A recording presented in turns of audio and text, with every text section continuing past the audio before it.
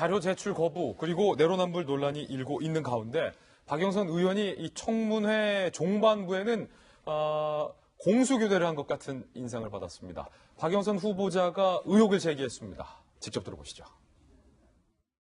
김학의 차관이 임명되기 며칠 전에 황교안 법무부 장관께서 국회를 오신 날 제가 황교안 법무부 장관을 따로 뵙자고 해서 황교안 법무부 장관 앞에서 제가 제보받은 동영상 CD를 꺼내서 황교안 법무부 장관님께 이것은 제가 동영상을 봤는데 몹시 심각하기 때문에 이분이 차관으로 임명되면 이거는 문제가 굉장히 커질 것으로 보입니다. 그러니까 이 말인즉슨 황교안 당시 법무부 장관에게 내가 김학의 동영상 CD를 꺼내서 보여주면서 임명되면 큰일 난다라고 경고를 줬다, 미리 알려줬다라는 폭로가 되는 셈입니다. 이 말이 사실이라면 황교안 당시 장관이 김학의 의혹을 알고도 임명을 강행했다, 눈 감아줬다라는 말이 되기 때문에 큰 의혹이 일고 있는데 이에 대해서 황교안 당대표는 전혀 다른 이야기를 했습니다. 들어보시죠. 나한테? 예. 택도 없는 소리. 그 CD를 보여드린 게 아니었었나요? 에이, 무슨 소리 하고 있어. 위원장실에서 나한테 CD를 보여줬다고? 예, 그렇게 얘기하셨어요. 난 내 기억은 없어요. 그런 기억 없어요. 그 당시 법사위원장이고 나는 또 이제 그 법무부 장관이고 그러니까 법사위가 열리면 거기 들었어요. 들어서 인사를 하고 들어갔어요. 그러니까 뭐 여러 얘기가 섞였으니까 언제 어떤 얘기가 있었는지는 정확하게 기억은 없어요. 결론은 하여튼 그 무슨 검증을 쭉 해보니까 문제가 없더라. 내가 제청하는 사람도 아니고.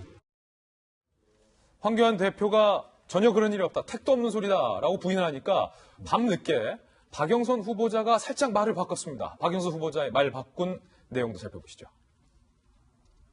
내가 CD를 보여줬다고 했나? 보여준 적은 없다. 말만 했다라고 앞서 분명히 CD를 꺼내서라고 말했던 말을 바꾼 부분까지 오늘 기자들이 취재를 했습니다. 자, 진실 공방이 일고 있는데 허나 소장님, CD를 꺼내서 보여줬든 CD를 없이 말만 했든 황교안 대표는 그런 사실 없다. 박영선 후보자는 내가 미리 경고를 했다. 누구 말이 사실일까요? 표정들이나 좀 반응들을 보시니까 어떠세요? 머리를 만지며 택도 없는 소리. 황 대표는 이렇게 했는데. 정말 당황할 때 예상치도 못했던 말이 나왔을 때 나오는 제스처잖아요. 그래서 황교안 대표는 전혀 예상을 못했던 것 같아요. 저런 공격에 대해서. 그래서 기존에 보여주지 않던 모습도 보여주시잖아요. 저런 그 밝은 모습이 있는지도 몰랐어요. 너무 황당한 표정이었기 때문에 처음 듣는 소리다라는 그런 비언어였었던 것 같고요.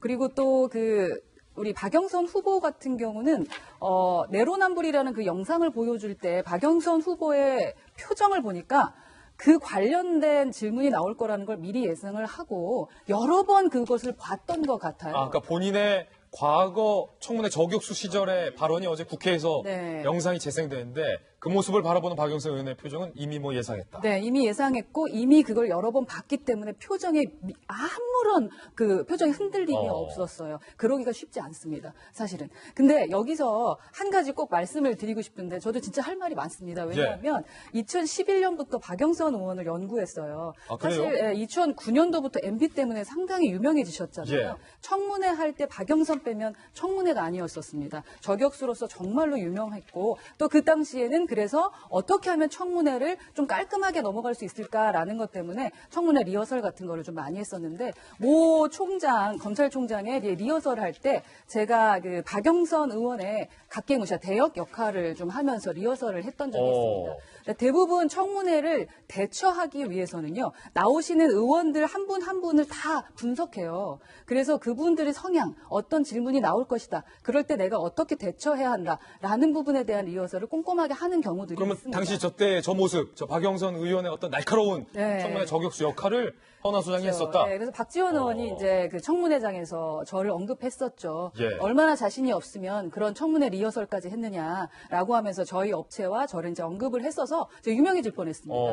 그래서 박영선 후보의 성향이라던가 기본적인 내용들을 좀 참 많이 알고 있는데요. 저는 좀 걱정되는 것이 있습니다. 앞으로는 아마 청문회를 대처하는 매뉴얼 자체가 완전히 바뀔 바뀔 것 같습니다. 예. 만약에 박영선 후보가 정말로 장관이 된다면 아마도 청문회에 이제 오시는 대부분의 장관 후보자들이든 아니면 뭐 총리 후보자들이든 태도를 완전히 바꾸는 매뉴얼이 나오지 않을까라는 좀 걱정이 좀 됩니다.